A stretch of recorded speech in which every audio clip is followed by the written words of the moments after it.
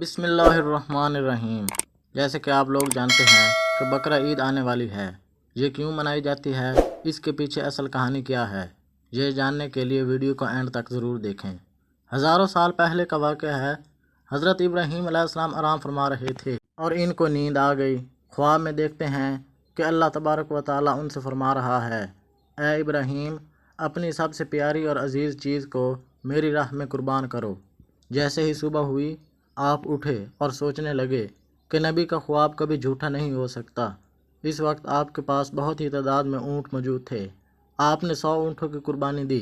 پھر اگلی رات حضرت ابراہیم علیہ السلام آرام فرما رہے تھے۔ ان کو خواب میں آتا ہے۔ خواب میں دیکھتے ہیں کہ اللہ تبارک و تعالیٰ ان سے فرما رہا ہے، اے ابراہیم، اپنی سب سے پیاری اور عزیز چیز کو میری راہ میں قربان کرو۔ دوسرے دن آپ نے 200 اونٹ کی قربانی دی اور پھر تیسری رات پھر سوئے۔ رات کو خواب میں غیب سے آواز آئی، اے ابراہیم، اپنی سب سے عزیز اور پیاری چیز کو میری راہ میں قربان کرو۔ جیسے ہی صبح ہوئی، حضرت ابراہیم علیہ السلام سوچنے لگے، سب سے پیاری چیز تو میرا بیٹا اسماعیل ہے۔ آپ سوچنے لگے کہ اللہ پاک یہ دیکھنا تو نہیں چاہتا کہ میں سب سے زیادہ محبت اپنے فرزند سے کرتا ہوں یا اپنے رب سے کرتا ہوں۔ پھر آپ نے فیصلہ کیا کہ اپنے فرزند کو، اپنے لخت جگر کو اللہ کی راہ میں قربان کریں گے۔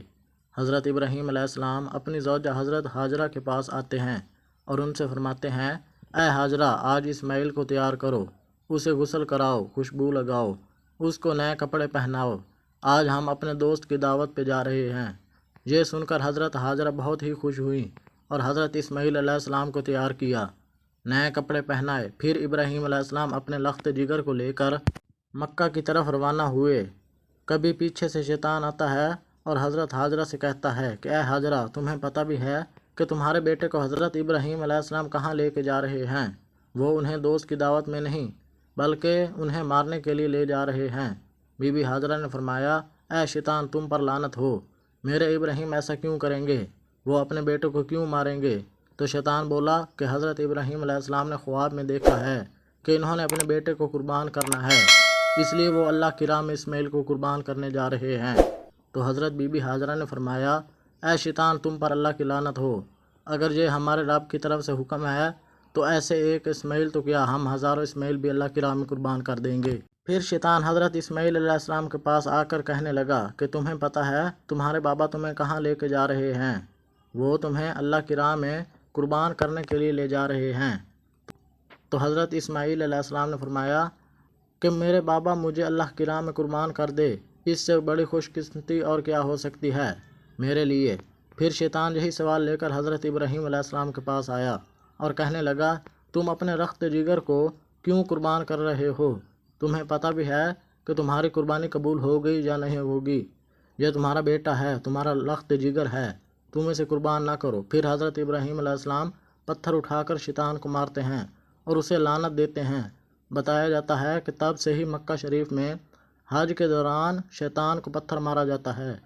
پھر حضرت ابراہیم علیہ السلام آگے بڑھنے لگے اور اپنے لخت جگر سے کہنے لگے، اے بیٹا، آپ کو پتہ ہے کہ ہم آپ کو اللہ کی راہ میں قربان کرنے کے لیے لے جا رہے ہیں۔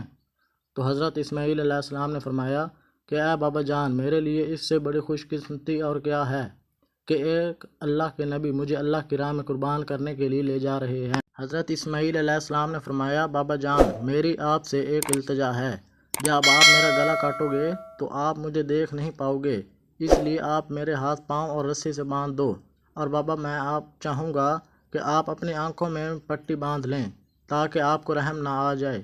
پھر کیا تھا، حضرت ابراہیم علیہ السلام نے اپنے بیٹے کے ہاتھ پاؤں باندھ دیے اور آنکھوں پہ بھی پٹی باندھ دی۔ پھر حضرت ابراہیم علیہ السلام اپنے بیٹے کو لوٹاتے ہیں اور چھری اپنے ہاتھ میں لے کر اللہ تبارک و تعالیٰ سے فرماتے ہیں کہ اے پیارے اللہ، تو مجھے ایک تو کیا 1000 اسماعیل بھی قربان کرنے کو کہتا تو میں تیری راہ میں کر دیتا۔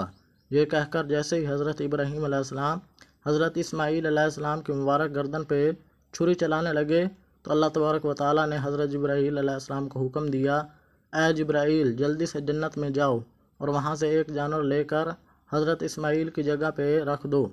حضرت ابراہیم علیہ السلام اپنے امتحان میں کامیاب ہو چکے ہیں۔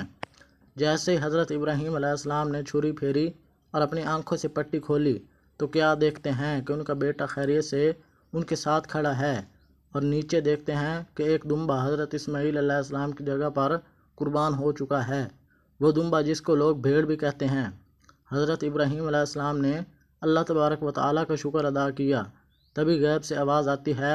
اللہ تبارک و تعالیٰ فرماتا ہے، اے ابراہیم، تیرے اس امتحان کو قیامت والے دن تک یاد رکھا جائے گا، اور تیری سنت کو ایمان والے ہر سال یاد کریں گے اور میری راہ میں جانور قربان کریں گے۔